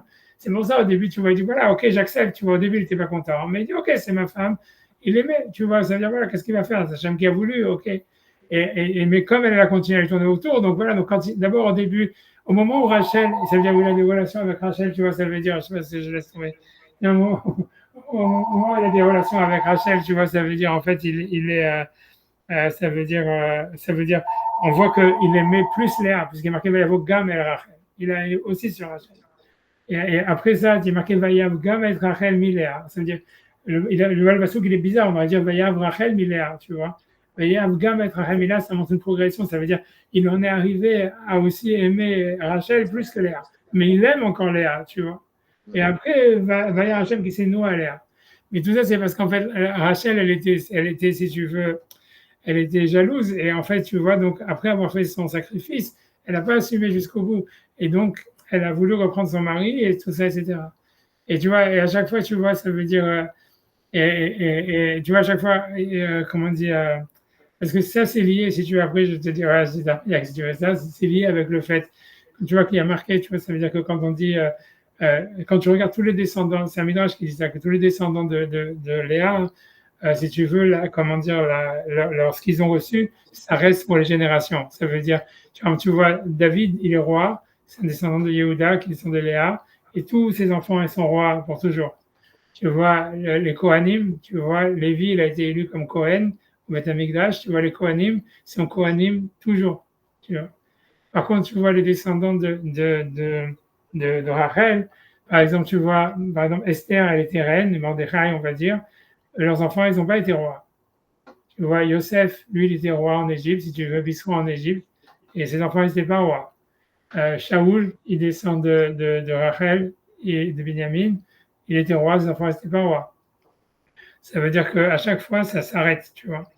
Et tu vois, et si tu veux, parce qu'en fait, le sens de tout ça, ça veut dire, parce que dans le Midrash, c'est marqué, comme revenir à ce que tu as dit, tu vois, c'est qu'on dit que, si tu veux, Léa, elle avait le koach hahoda, ça veut dire la force de la reconnaissance, que c'est la force, si tu veux, de l'amour positif.